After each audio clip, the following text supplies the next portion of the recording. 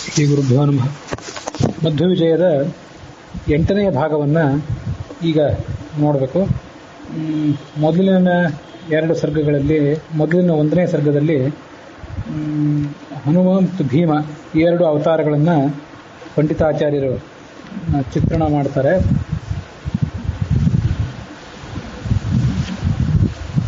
ಈ ರಾಮ ಮತ್ತು ರಾವಣದ ನಡುವೆ ಏನು ಯುದ್ಧ ನಡೀತು, ಆ ಯುದ್ಧವನ್ನು ಒಂದು ಯಜ್ಞ ಅನ್ನೋದಕ್ಕೆ ಹೋಲಿಸಿ ಆ ಯಜ್ಞ ಎಂಬ ಭಾವನೆಯಿಂದ ಹನುಮಂತ ಮಾಡಿದ ಅಂತ ಅನ್ನೋದನ್ನು ಈ ಹಿಂದಿನ ಪದ್ಯದಲ್ಲಿ ನೋಡಿದೆವು. ರಾಮಾರ್ಚನೆಯೋ ನೈತಃ ಪ್ರಸೂನಂ ದ್ವಾಭ್ಯಾಂ ಕರಾಭ್ಯಾಂ ಅಭವತ್ ಪ್ರಯತ್ನಃ ಏಕೇನ ದೋಷ್ಣಾ ನಯತೋ ಗಿರೀಂದ್ರಂ ಸಂಜೀವನಾದ್ಯಾಶ್ರಯಮಸ್ಯ ನಾಭೂತ್. ಯುದ್ಧ ಮುಂದುವರೆದಾಗ ಸಂಜೀವನ ಪರ್ವತವನ್ನು ಅಲ್ಲಿಂದ ತಗೊಂಡು ಬರಬೇಕಾಯಿತು. ಲಕ್ಷ್ಮಣ ರಾವಣನ ಬಾಣಕ್ಕೊಂದು ಬಾರಿ ತುತ್ತಾಗಿ ನಾಗಾಸ್ತ್ರಕ್ಕೆ ಬಲಿಯಾಗಿ ಆತ ಮೂರ್ಛೆ ಹೋಗಿಬಿಟ್ಟಿದ್ದ. ರಾಮ ಲಕ್ಷ್ಮಣರಿಬ್ಬರೂ ಮತ್ತೊಂದು ಬಾರಿ ಮೂರ್ಛೆ ಹೋಗಿದ್ರು. ಹೀಗೆ ಒಟ್ಟಾರೆ ಸಂಜೀವನ ಪರ್ವತವನ್ನು ತರುವಂತಹ ಪ್ರಸಂಗ ಅಲ್ಲಿ ಬಂದಿತ್ತು ಹನುಮಂತನಿಗೆ. ಆಗ ಆತ ಅನಾಯಾಸವಾಗಿ ಆ ಸಂಜೀವನ ಪರ್ವತವನ್ನು ತಗೊಂಡು ಬಂದ. ದೋಷಾಂಗ ತೋಳಲಿದ್ದ. ಅದು ಸಂಜೀವನ ಪರ್ವತವನ್ನು ತಂದದ್ದು ಎಷ್ಟು ಅನಾಯಾಸವಾಗಿತ್ತಲ್ಲ, ಅದಕ್ಕೆ ಅವನಿಗೆ ಯಾವುದೇ ಪ್ರಯತ್ನ ಬೇಕಾಗಲಿಲ್ಲ. ಆದರೆ ಯಾವಾಗ ರಾಮ ಪೂಜೆ ಮಾಡುವಾಗ ಆ ರಾಮನ ಪೂಜಾ ಸೇವೆಗಾಗಿ ಈತ ಹೂಗಳನ್ನು, ತುಳಸಿ ಇತ್ಯಾದಿಗಳನ್ನು ತರ್ತಿದ್ನಲ್ಲ, 2 ಕೈಗಳಿಂದ ತರ್ತಿದ್ದ. ಅದಕ್ಕೆ ಹೆಚ್ಚಿನ ಪ್ರಯತ್ನ ಬೇಕಾಗ್ತಿತ್ತು. ಆದರೆ ಈ ಮಹಾ ಕೆಲಸಕ್ಕೆ, ಸಂಜೀವನ ಪರ್ವತವನ್ನು ತರುವಂತಹ ದೊಡ್ಡ ಕೆಲಸಕ್ಕೆ, ಲೋಕದ ದೃಷ್ಟಿಗೆ ದೊಡ್ಡ ಕೆಲಸ ಇದು, ಇದನ್ನು ಮಾಡಲಿಕ್ಕೆ ಅವನಿಗೆ ಹೆಚ್ಚು ಶ್ರಮ ಆಗಲಿಲ್ಲ.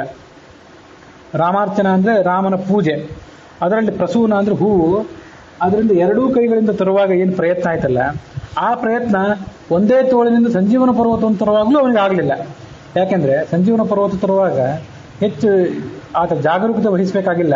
ತನ್ನ ಉಸಿರು ಆ ಪರ್ವತಕ್ಕೆ ಬಡಿಬಾರ್ದು, ತನ್ನ ಉಗುರುಗಳ ಸ್ಪರ್ಶ ಅದಕ್ಕೆ ಆಗಬಾರ್ದು ಇತ್ಯಾದಿ ಯಾವುದೇ ಎಚ್ಚರಿಕೆ ಆ ಸಂಜೀವನ ಪರ್ವತವನ್ನು ತರುವಾಗ ಆತ ತೋಳ್ಬೇಕಾಗಿಲ್ಲ. ಆದರೆ ಆ ಹೂವಿಗಾಗಿ, ರಾಮನ ಪೂಜೆಗಾಗಿ ಹೂ ತರುವಾಗ ಬಹಳ ಎಚ್ಚರಿಕೆಯಿಂದ ತರಬೇಕು. ಆ ಹೂವಿಗೆ ಯಾವುದೇ ವ್ಯಕ್ತಿಯ ಕರಸ್ಪರ್ಶ ಆಗಬಾರ್ದು.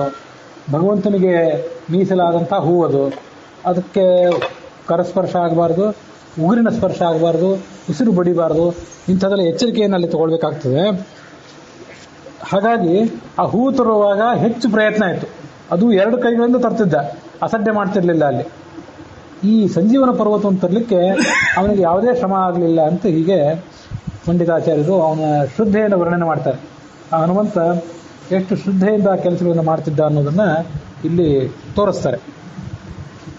ಸದಾರಿತಾರಿಂ ಪರಮಂ ಪುಮಾಂಸಂ ಸಮನ್ವಯಾಸಿ ನರದೇವ ಪುತ್ರ ವನ್ಹಿ ಪ್ರವೇಶಾಧಿಗತಾತ್ಮಶುದ್ಧ ವಿರಾಜಿತಂ ಕಾಂಚನ ಮಾಲಯೇವ.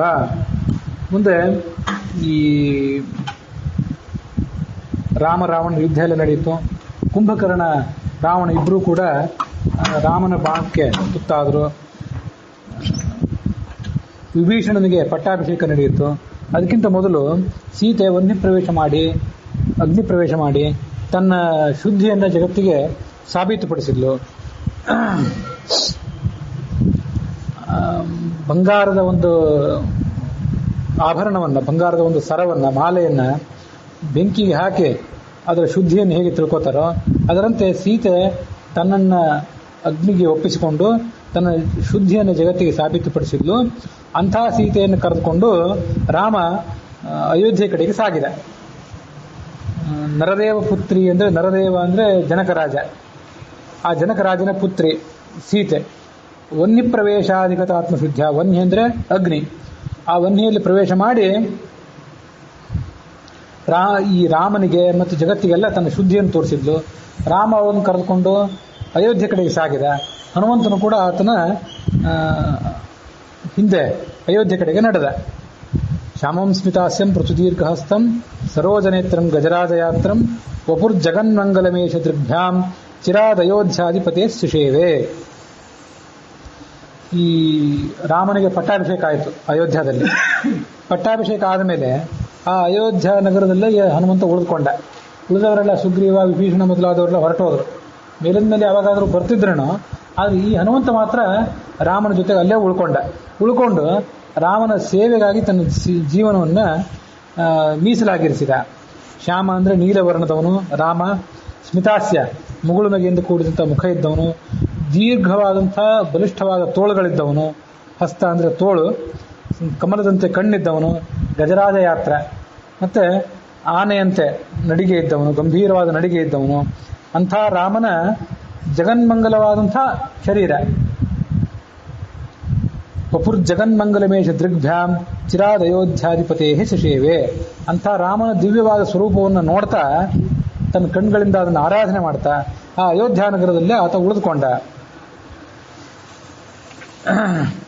ರಾಜ್ಯಾಭಿಷೇಕೆ ವಸಿತೇತ್ರ ಸೀತಾ ಪ್ರೇಷ್ಠಾಯನಸ್ತಾಂ ಭಜತಾಂ ದಿಶೇತಿ ರಾಮಸ್ಯ ವಾಣ್ಯಾ ಮಣಿಮಂಜುಮಾಲಾ ವ್ಯಾಜೇನ ದೀರ್ಘಾಂ ಕರುಣಾಂ ಬಬಂಧ. ರಾಮನ ಪಟ್ಟಾಭಿಷೇಕ ಮುಗೀತು. ರಾಮನ ಪಟ್ಟಾಭಿಷೇಕ ಮುಗಿದ ಮೇಲೆ ರಾಮ ಬಂದಂಥ ಎಲ್ರಿಗೂ ಕೂಡ, ವಿಭೀಷಣ ಮೊದಲಾದವರಿಗೆ, ಸುಗ್ರೀವ ಮೊದಲಾದವರಿಗೆ ಸತ್ಕಾರ ಮಾಡಿದ. ಅವರವರ ಸ್ಥಾನ ಮಾನಗಳನ್ನು ಅನುಲಕ್ಷಿಸಿ ಅವರಿಗೆ ಯೋಗ್ಯವಾದಂಥ ಸನ್ಮಾನ ಮಾಡಿದ. ಮುಂದೆ ರಾಮ ಆ ಸೀತೆಗೆ ಹೇಳಿದ, ನಿನಗೆ ಅತ್ಯಂತ ಪ್ರಿಯರಾದವರು ಯಾರಿದ್ದಾರೆ, ಅತ್ಯಂತ ಶ್ರೇಷ್ಠವಾದ ಸೇವೆ ಯಾರು ಸಲ್ಲಿಸಿದ್ದಾರೆ, ಅವರಿಗೆ ಈ ಒಂದು ಪಾರಿತೋಷಕವನ್ನು ನೀನು ಕೊಡಬೇಕು ಅಂತ ಹೇಳಿದ.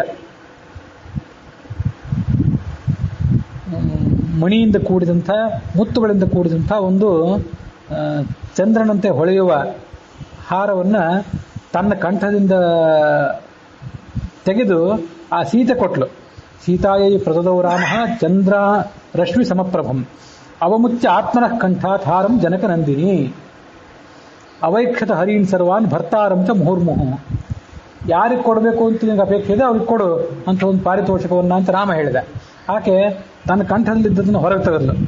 ಎಲ್ಲ ಕಪಿಗಳನ್ನು ನೋಡಿದ್ಲು, ತನ್ನ ಗಂಡನನ್ನು ಕೂಡ ನೋಡಿದ್ಲು ದೂರದಿಂದ. ಸಂಪ್ರೇಕ್ಷ್ಯ ಬಭಾಷೆ ಜನಕಾತ್ಮಜಾಂ ಪ್ರತೇಹಿ ಸುಭಗೆ ಹಾರಂ ಯಸ್ಯ ತುಷ್ಟಾತ್ಮಿ ಭಾಮಿನಿ ದದೌ ಸಾ ವಾಯುಪುತ್ರಾಯ ತಂ ಹಾರಂ ಅಸಿತೇಕ್ಷಣ ಅಂತ ವಾಲ್ಮೀಕಿ ರಾಮಾಯಣದಲ್ಲಿ, ಆ ಉತ್ತರಕಾಂಡದಲ್ಲಿ ಬರೋ ಸಂಗತಿ. ಆ ಹಾರ ಅವಳು ಹೊರಗೆ ತೆಗೆದ ಮೇಲೆ ಅವಳ ಅಭಿಪ್ರಾಯ ತಿಳ್ಕೊಂಡ ರಾಮ ಮೊದಲು ಹೇಳಿ ಆಮೇಲೆ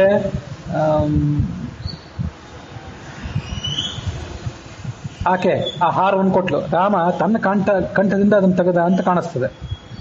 ಸೀತಾಯೈ ಪ್ರದದೌ ರಾಮ ಚಂದ್ರ ರಶ್ಮಿ ಸಮಪ್ರಭಂ.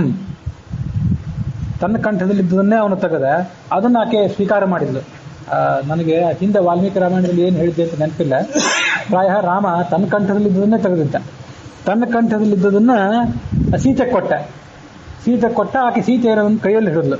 ನಾನು ಈಗ ಹೇಳುವಾಗ ಸ್ವಲ್ಪ ಅಸ್ತವ್ಯಸ್ತ ಮಾಡಿದೆ, ಆದರೆ ವಾಲ್ಮೀಕಿ ರಾಮಾಯಣದ ಆ ಶ್ಲೋಕಗಳನ್ನು ನೋಡಿದರೆ ಹಾಗೆ ಕಾಣಿಸ್ತದೆ.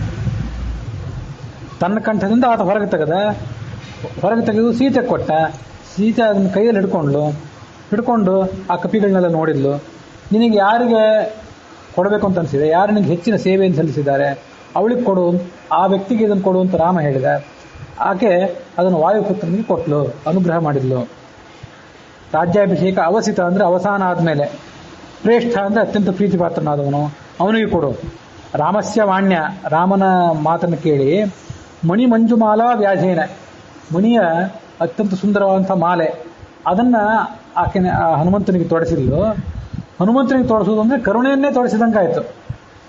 ಮಣಿಮಂಜುಮಾಲ ಹಾಕೋದೇನಿದೆಯಲ್ಲ ಅದೊಂದು ಕೇವಲ ನೆಪ ಮಾತ್ರ. ಹಾಕಿ ಆ ಮೂಲಕ ಕರುಣೆಯನ್ನೇ, ಒಂದು ಕೊನೆಯಿಲ್ಲದಂತಹ ಕರುಣೆಯನ್ನು ಹನುಮಂತನಿಗೆ ಆಕೆ ತೊಡಿಸಿದಳು. ಮೃದೂರು ಸೌಹಾರ್ದ ಪ್ರಸಾರಿ ಮೌಲಿನ್ ನ್ಯಸ್ತೇನ ಹಸ್ತೇನ ದಯಾದೃಷ್ಟ್ಯ ಸೇವಾ ಪ್ರಸನ್ನೋ ಮೃತಕಲ್ಪವಾಚ ಜಿದೇಶ ದೇವಸ್ಸಹ ಭೋಗಮಸ್ಮೈ. ಸೀತೆ ಮಾಲೆ ಕೊಟ್ಲು, ಮಣಿಮಾಲ, ಮತ್ತೆ ತನ್ನ ಕರುಣೆಯನ್ನೇ ಆತನಿಗೆ ತೊಡಿಸಿದ್ಲು. ರಾಮ ಏನು ಕೊಟ್ಟ ಅಂತಂದರೆ, ರಾಮ ಬೇರೆ ಏನು ಮಾಡಲಿಲ್ಲ, ಅತ್ಯಂತ ಕರುಣಾಪೂರ್ಣವಾದ ದೃಷ್ಟಿಯಿಂದ ಆ ಹನುಮಂತನನ್ನು ನೋಡಿ ಆತನ ತಲೆಯ ಮೇಲೆ ತನ್ನ ಕೈ ಇರಿಸಿದ. ಹೃದಯದಲ್ಲಿ ಆತನ ಬಗ್ಗೆ ಸೌಹಾರ್ದ ಇತ್ತು, ಪ್ರೀತಿ ಇತ್ತು, ಕಣ್ಗಳಲ್ಲಿ ಕರುಣೆ ಇತ್ತು. ಮತ್ತೆ ಆತನ ತಲೆಯ ಮೇಲೆ ಕೈ ಇರಿಸಿದ. ಸೇವಾ ಪ್ರಸನ್ನ, ಆತನ ಹನುಮಂತ ಮಾಡಿದ ಸೇವೆಯಿಂದ ಈ ರಾಮ ಪ್ರಸನ್ನನಾಗಿದ್ದ. ಸೇವಾ ಪ್ರಸನ್ನ ಅಮೃತಕಲ್ಪವಾಚ, ಅವನಿಗೆ ಆ ಹನುಮಂತನಿಗೆ ಆತ ಪ್ರಶಂಸೆ ಮಾಡಿದ. ದಿದೇಶದ ರಾಮ ಸಹಭೋಗಮಸ್ಮೈ, ನಿನಗೆ ಈ ಸದ್ಯ ಕೊಡ್ಲಿಕ್ಕೆ ಬೇಕಾದಂಥ ಯಾವ ಸಂಗತಿಯೂ ಇಲ್ಲಿಲ್ಲ ಈ ಜಗತ್ತಿನಲ್ಲಿ. ಯಾವುದೇ ರಾಜ್ಯವನ್ನು ಕೊಟ್ಟರು, ಎಂಥ ದೊಡ್ಡ ಪಾರಿತೋಷಕವನ್ನು ಕೊಟ್ಟರು ನಿನಗದು ಉಚಿತ ಅಲ್ಲ. ಹಾಗಾಗಿ ನಿನಗೆ ನಾನು ಕೊಡಬೇಕಾದ್ದು ಏನಂತಂದರೆ ಸಹಭೋಗ.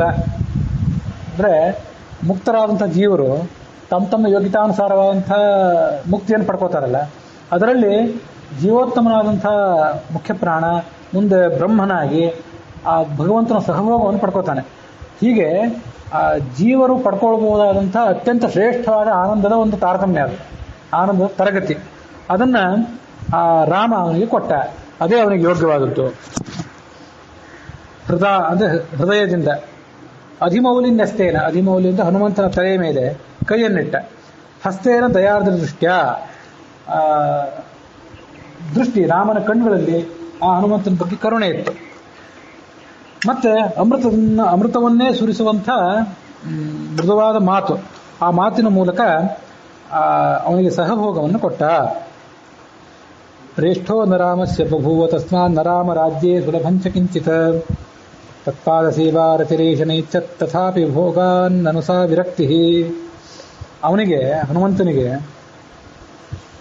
ವಸ್ತುತಃ ಏನು ಬೇಕಾಗಿದ್ದಿಲ್ಲ. ಸೀತೆ ಅಂತ ಸುಂದರವಾದಂಥ ಮಾಲೆಯನ್ನೇನೋ ರಾಮನ ಅಪೇಕ್ಷೆಯನ್ನು ತಿಳ್ಕೊಂಡು ಹನುಮಂತನಿಗೆ ತೊಡಸಿದ್ಲು. ರಾಮನು ಕೂಡ ಅವನಿಗೆ ಸಹಭೋಗ ಕೊಟ್ಟ. ಹನುಮಂತ ಎಷ್ಟು ವಿರಕ್ತ ಅಂತ ಅನ್ನೋದನ್ನು ಇಲ್ಲಿ ವರ್ಣನೆ ಮಾಡ್ತಾರೆ. ಇಡೀ ಜಗತ್ತಿನಲ್ಲಿ, ಇಡೀ ವಿಶ್ವದಲ್ಲಿಯೇ, ರಾಮರಾಜ್ಯದಲ್ಲಿ ಕೂಡ ಸೀತೆಯನ್ನು ಹೊರತುಪಡಿಸಿದರೆ ರಾಮನಿಗೆ, ಭಗವಂತನಿಗೆ ಈ ಮುಖ್ಯವಾಯುವನ್ನು ಬಿಟ್ಟರೆ ಬೇರೆ ಯಾರೂ ಕೂಡ ಪ್ರಿಯರಾದವರಿಲ್ಲ. ಸೀತೆ ನಿತ್ಯ ಮುಕ್ತಳು, ಆಕೆಯ ಸ್ಥಾನ ಬೇರೆನೇ ಇದೆ. ಸಾಧನೆ ಮಾಡಿ ಮುಕ್ತಿಯನ್ನು ಪಡ್ಕೊಳ್ಬೇಕಾದಂಥ ಜೀವಗಳ ವರ್ಗ ಏನಿದೆ, ಅವುಗಳಲ್ಲಿ ಈ ಮುಖ್ಯವಾಯುವಿಗಿಂತ ಹೆಚ್ಚಿನ ಸ್ಥಾನ ಬೇರೆ ಯಾರಿಗೂ ಇಲ್ಲ. ನ ರಾಮರಾಜ್ಯ ಅಸುಲಭಂಚ ಕಿಂಚಿತ್. ಇನ್ನು ಬೇಕು ಅಂತಂದರೆ ಹನುಮಂತ ಅಪೇಕ್ಷೆ ಪಟ್ಟಿದ್ರೆ ಯಾವುದು ದೊಡ್ಡ ಮನೆಯೋ ಒಂದು ಸ್ಥಾನಮಾನವೋ ಇಂಥದ್ದು ಯಾವುದನ್ನೂ ಆತ ಪಡ್ಕೊಳ್ಬೋದಿತ್ತು. ರಾಮರಾಜ್ಯದಲ್ಲಿ ಯಾವುದೂ ದುರ್ಲಭ ಅಂತಿಲ್ಲ, ಏನು ಬೇಕಾದರೂ ಸಿಗ್ಬೋದು. ರಾಮರಾಜ್ಯ ಅಂದರೆ ಅಯೋಧ್ಯನೂ ಹೌದು, ಒಟ್ಟಾರೆ ವಿಶ್ವವೇ ರಾಮರಾಜ್ಯ. ಇಡೀ ರಾಮರಾಜ್ಯದಲ್ಲೇ ದುರ್ಲಭವಾದದ್ದು, ಪ್ರಪಂಚದಲ್ಲೇ ದುರ್ಲಭವಾದದ್ದು, ಭಕ್ತರಿಗೆ ದುರ್ಲಭವಾದದ್ದು ಏನೂ ಇಲ್ಲ. ಮತ್ತೆ ಹನುಮಂತನಿಗಿಂತ ಮುಖ್ಯವಾಯುವಿನಿಗಿಂತ ಪ್ರಿಯನಾದ ವ್ಯಕ್ತಿ ರಾಮನಿಗೂ ಯಾರೂ ಇಲ್ಲ. ಆದರೆ ಈತ ಮಾತ್ರ ನೈಚ್ಛತ್, ಏನೂ ಅಪೇಕ್ಷೆ ಪಡಲಿಲ್ಲ. ವಸ್ತುತಃ ಮೋಕ್ಷವನ್ನು, ಸಹಭೋಗವನ್ನೂ ಅವನು ಅಪೇಕ್ಷೆ ಪಡಲಿಲ್ಲ. ಅದವನ ಗುಣ. ಅದು ತತ್ಪಾದ ಸೇವಾ ರತಿರೇಶ ನೈಚ್ಛತ್. ಯಾಕೆಂದ್ರೆ ಅವನಿಗೆ ರಾಮನ ಪಾದ ಕಮಲಗಳ ಸೇವೆಯನ್ನು ಮಾಡೋದ್ರಲ್ಲೇ ಆಸಕ್ತಿ. ತಥಾಪಿ ಭೋಗಾನ್, ಯಾವುದೇ ಭೋಗವನ್ನ, ಸಹಭೋಗವನ್ನೂ ಕೂಡ ಆತ ಅಪೇಕ್ಷೆ ಪಡಲಿಲ್ಲ. ನಾನು ಸಾ ವಿರಕ್ತಿ, ಅದಕ್ಕೆಲ್ಲ ವೈರಾಗ್ಯ ಅನ್ಬೇಕು. ಏನೂ ಇಲ್ಲದೇ ಇದ್ದಾಗ ನನಗದು ಬೇಕಾಗಿಲ್ಲ, ಇದು ಬೇಕಾಗಿಲ್ಲ ಅಂತ ವೈರಾಗ್ಯ ತಾಳೋದೇನಿದೆ ಅದೇನು ದೊಡ್ಡ ವೈರಾಗ್ಯ ಅಲ್ಲ. ಇಲ್ಲ ಅಂತ ಕೂತ್ರಿ, ಸಮಾಧಾನ ಪಟ್ಕೊಂಡು ಕೂತ್ಕೊಂಡ್ರಿ, ಅದನ್ನು ವೈರಾಗ್ಯ ಅನ್ಬಾರ್ದು. ಎಲ್ಲ ಇದ್ದಾಗ ಅದನ್ನು ಬಿಡೋದು ಏನಿದೆ ಅದಕ್ಕೆ ವೈರಾಗ್ಯ ಅಂತ ಅನ್ಬೇಕು. ಎಲ್ಲವನ್ನೂ ರಾಮ ಅವನಿಗೆ ಕೊಡ್ಲಿಕ್ಕೆ ತಯಾರಾಗಿದ್ದ, ಆದರೆ ಆತ ಏನನ್ನೂ ಅಪೇಕ್ಷೆ ಪಡಲಿಲ್ಲ. ಅವನಿಗೆ ಈ ಮುಖ್ಯವಾಯುವನ್ನು, ಚತುರ್ಮುಖ ಬ್ರಹ್ಮನನ್ನ ನಾವು ರುಜುಗಣಸ್ಥರಲ್ಲಿ ಸೇರಿಸ್ತೀವಿ. ಇಂಥ ರುಜುಗಳನ್ನು ಏಕಾಂತ ಭಕ್ತರು ಅಂತ ಕರಿತೀವಲ್ಲ. ಏಕಾಂತ ಭಕ್ತರಿಗೆ ಮುಕ್ತಿಯೂ ಕೂಡ ಬೇಕಾಗಿಲ್ಲ, ಸಹಭೋಗನೂ ಅವ್ರಿಗೆ ಬೇಕಾಗಿಲ್ಲ. ನಾವು ದೇವರನ್ನ ಭಜಿಸ್ತೀವಿ, ದೇವರನ್ನ ಸೇವಾ ಮಾಡ್ತೀವಿ. ಯಾಕೆಂತಂದ್ರೆ ನಮಗೆ ಆತ ಮುಕ್ತಿ ಕೊಡ್ತಾನೆ. ನಮಗೆ ಬೇಕಾದ್ದು ಮುಕ್ತಿ ಕೊಡೋನು ದೇವರಾದದ್ದು ದೇವರನ್ನ ಅಪೇಕ್ಷೆ ಪಡ್ತೀವಿ. ಅವರಿಗೆ ಮುಕ್ತಿ ಬೇಕಾಗಿಲ್ಲ. ರುಜುಗಣಸ್ಥರಿಗೆ, ಏಕಾಂತ ಭಕ್ತರಿಗೆ ಅವ್ರಿಗೆ ಬೇಕಾಗಿದ್ದು ದೇವರು. ಆ ದೇವರು ಮುಕ್ತಿಯಲ್ಲಿ ಅತ್ಯಂತ ಸಮೀಪದ ಸ್ಥಿತಿಯಲ್ಲಿ ಸಿಗ್ತಾನಾದ್ರಿಂದ ಮುಕ್ತಿಯನ್ನು ಅವನು ಕೊಡ್ತಾನೆ ಅಂತ ಅಪೇಕ್ಷೆ ಪಡ್ತಾರೆ ಹೊರತು ಅವರಿಗೆ ಮುಕ್ತಿಯೂ ಕೂಡ ಬೇಕಾಗಿಲ್ಲ. ರುಜೂನಾಂ ಏಕೇವಾಸ್ತಿ ಪರಮೋತ್ಸಾಹ ವರ್ಜನಂ ಸ ಗುಣಾಲ್ಪತ್ವ ಮಾತ್ರತ್ವಾತ್ ದರ್ಜುತ್ವೇನ ವಿರುದ್ಧತೆ ಅಂತ ಅನ್ನೋ ವ್ಯಾಖ್ಯಾನ. ಅವರಿಗೆ ಮುಕ್ತಿ ಪಡ್ಕೊಳ್ಳೋದಕ್ಕೂ ಕೂಡ ಪರಮೋತ್ಸಾಹ ಇಲ್ಲ, ಅದವ್ರ ಗುಣ. ಅದು ಒಂದು ವೇಳೆ ಇವತ್ತು ನಾನು ಮುಕ್ತಿ ಹೋಗಬೇಕು ಅಂತ ಅವ್ರು ಅಪೇಕ್ಷೆ ಪಟ್ಟು ಬಿಟ್ರೆ ಇನ್ನೂ ಸಾಧನೆ ಬಾಕಿ ಇರುವಾಗಲೇ ಅವ್ರು ಹೋಗಿಬಿಡ್ತಾರೆ. ಹಾಗಾಗಿ ಅವರು ಅಪೇಕ್ಷೆ ಪಟ್ಟಿದ್ದು ಯಾವುದು ಕೂಡ ವ್ಯರ್ಥ ಆಗೋದಿಲ್ಲಲ್ಲ ಆ ಏಕಾಂತ ಭಕ್ತರಾದವರು. ಅದಕ್ಕಾಗಿ ಅವ್ರು ಈಗ ಅಪೇಕ್ಷೆ ಪಡೋದಿಲ್ಲ. ಅಪೇಕ್ಷೆ ಪಟ್ಟು ಬಿಟ್ರೆ ಅದ್ಯಾವುದು ವ್ಯರ್ಥ ಆಗಬಾರ್ದು, ಕೂಡಲೇ ಅದು ಈಡೇರಬೇಕು. ಇನ್ನೂ ಕಾಲ ಪಕ್ವ ಆಗಬೇಕಾದಂಥ ಸಂದರ್ಭ ಇದ್ದಾಗ ಅವರಂಥದನ್ನು ಅಪೇಕ್ಷೆ ಪಡ್ಲಿಕ್ಕೆ ಹೋಗೋದಿಲ್ಲ. ಇದು ನಮಗೂ ಅವ್ರಿಗೂ ಇರೋ ವ್ಯತ್ಯಾಸ. ಇನ್ನೂ ಕಾಲ ಪಕ್ವ ಆಗದೇ ಇರೋದನ್ನು ನೋಡಿ, ಸಮಯ ಬರದೇ ಇರೋದನ್ನು ನೋಡಿ, ನಮ್ಮ ಸಾಧನೆ ಸಂಪೂರ್ಣ ಆಗದೇ ಇರೋದಕ್ಕಿಂತ ಮೊದಲೇ ನಾವೇನೇನನ್ನೂ ಬಯಸ್ತೇವೆ. ಅವ್ರು ಹಾಗೆ ಏನನ್ನೂ ಬಯಸೋದಿಲ್ಲ. ಹಾಗಾಗಿ ಪರಮೋತ್ಸಾಹ ವರ್ಜಿತ ಅಂತ ಅವನನ್ನ ಉಪಾಸನೆ ಮಾಡಬೇಕು ಅಂತ ಹಿಂದೆ ಹರಿಕಥಾಮೃತಸಾರದಲ್ಲಿ ಹೇಳಿದ್ದೆ. ಅಂಥದ್ದೊಂದು ಇದು ಕೂಡ. ಅವನು ಯಾವ ಭೋಗವನ್ನು ಕೂಡ ಅಪೇಕ್ಷೆ ಪಡಲಿಲ್ಲ. ಅಪೇಕ್ಷೆ ಪಡೆದೇನೆ ಕೇವಲ ವಿರಕ್ತನಾಗಿ ಇದ್ದು ಬಿಟ್ಟ, ಅವನ ಪಾದದಲ್ಲಿ ಆಸಕ್ತನಾಗಿ ಇದ್ದು ಬಿಟ್ಟ.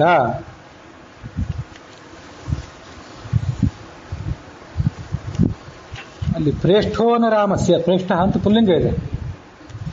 ಪ್ರೀತಿಪಾತ್ರನಾದಂತಹ ಗಂಡಸು ಯಾರೂ ಇರಲಿಲ್ಲ ರಾಮನಿಗೆ. ಅಂದ್ರೆ ಪ್ರೀತಿಪಾತ್ರರಾದಂಥ ಹೆಂಗಸು ಬೇರೆ ಒಬ್ಳು ಇದ್ಲು, ಸೀತಾದೇವಿ. ಪ್ರೇಷ್ಠ ಅಂದ್ರೆ ಸ್ತ್ರೀ ವ್ಯಕ್ತಿ, ಆತನ ಪತ್ನಿಯೇ, ವಿಷ್ಣುವಿನ ಪತ್ನಿಯೇ ಆದಂತಹ ಲಕ್ಷ್ಮೀದೇವಿ ರಾಮನಿಗಿದ್ದಾಳೆ. ಆದರೆ ಅಂಥ ಒಬ್ಬ ಪುರುಷ ಯಾರೂ ಇರಲಿಲ್ಲ, ಲಕ್ಷ್ಮೀದೇವಿಯನ್ನು ಹೊರತುಪಡಿಸಿ ಯಾರೂ ಇರಲಿಲ್ಲ ಅಂತ ಅದಕ್ಕೆ ಅರ್ಥ ನೋಡ್ಕೊಳ್ಬೇಕು. ನಮೋ ನಮೋ ನಾಥ ನಮೋ ನಮಸ್ತೆ, ನಮೋ ನಮೋ ರಾಮ ನಮೋ ನಮಸ್ತೆ, ಪುನಃ ಪುನಸ್ತೆ ಚರಣಾರವಿಂದಂ ನಮಾಮಿ ನಾಥೇತಿ ನಮನ್ಸರೇ ಮೇ.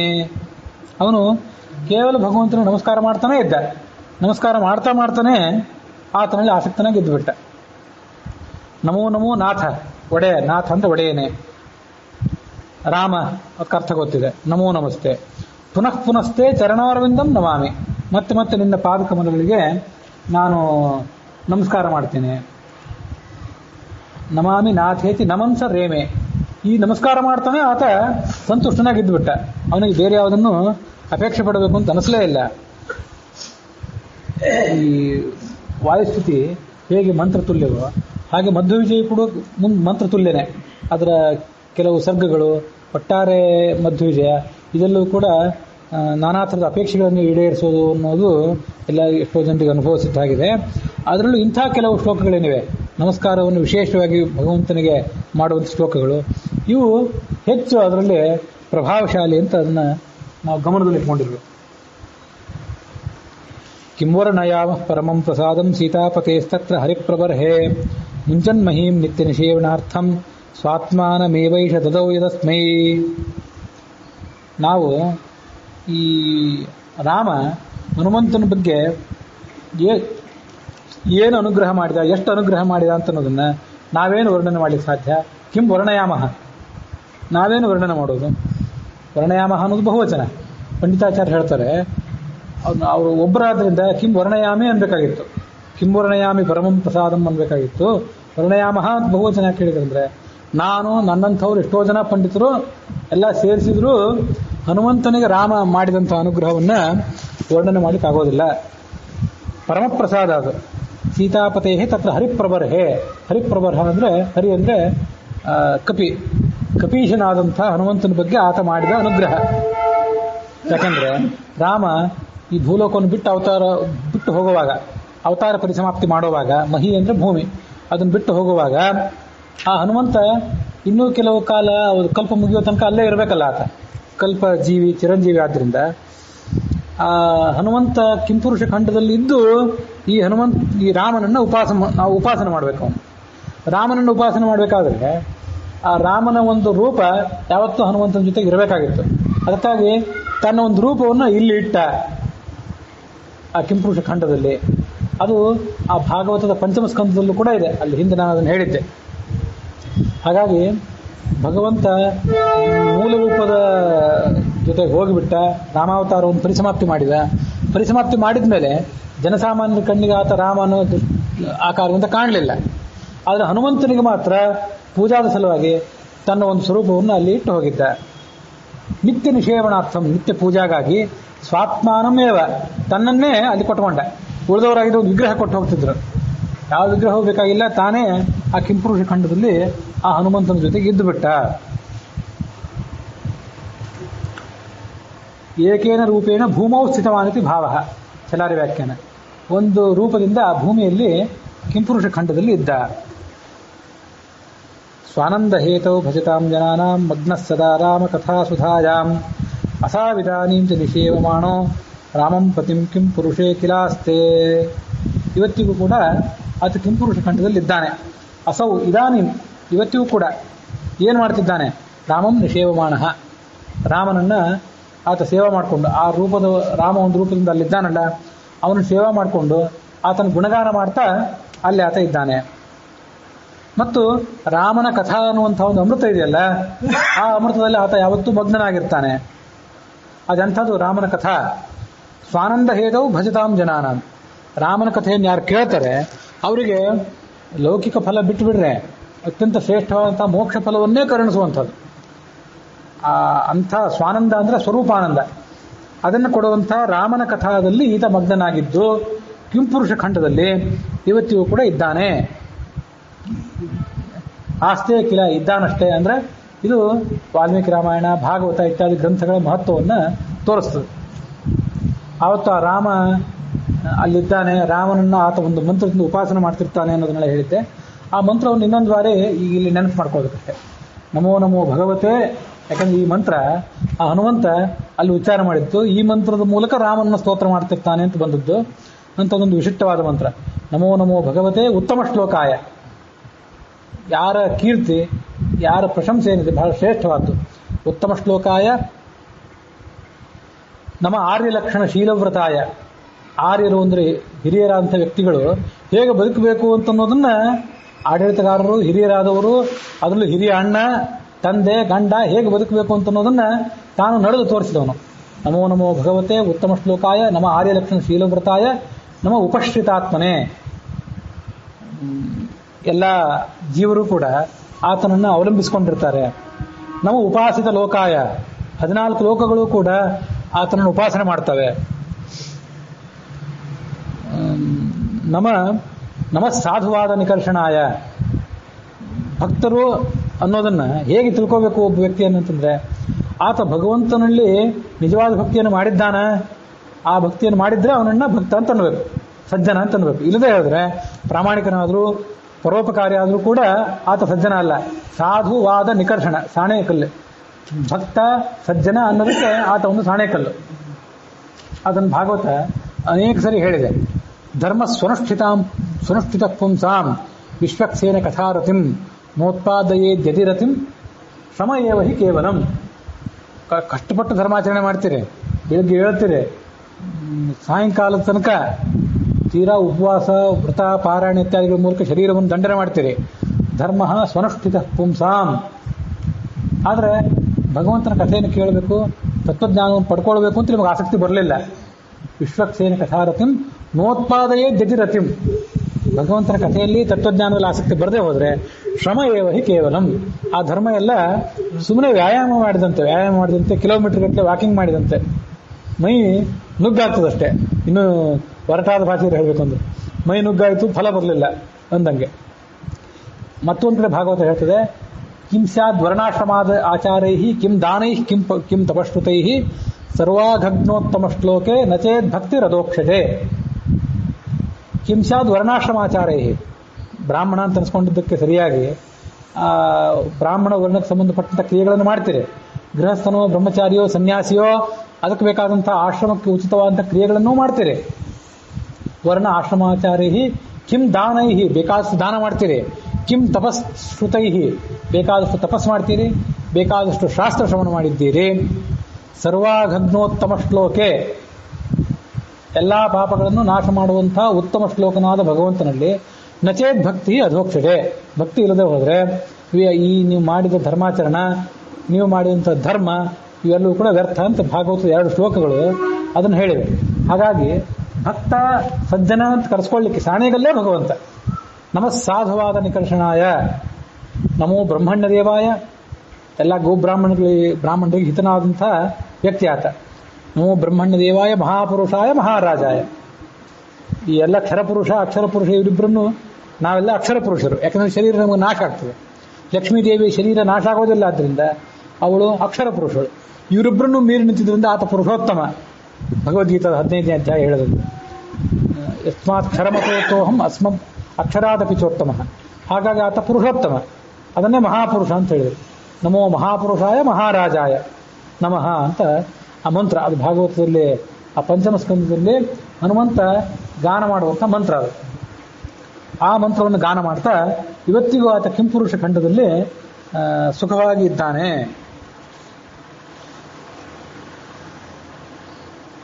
ಅನ್ನುವಲ್ಲಿಗೆ ಈ ಮಧ್ವವಿಜಯದ 27ನೇ ಸರ್ಗ, 27ನೇ ಶ್ಲೋಕ, ಇದು ಮೊದಲನೇ ಸರ್ಗದ್ದು, ಅದು ಇಲ್ಲಿಗೆ ಸಮಾಪ್ತಿಯನ್ನು ಕಂಡಿದೆ.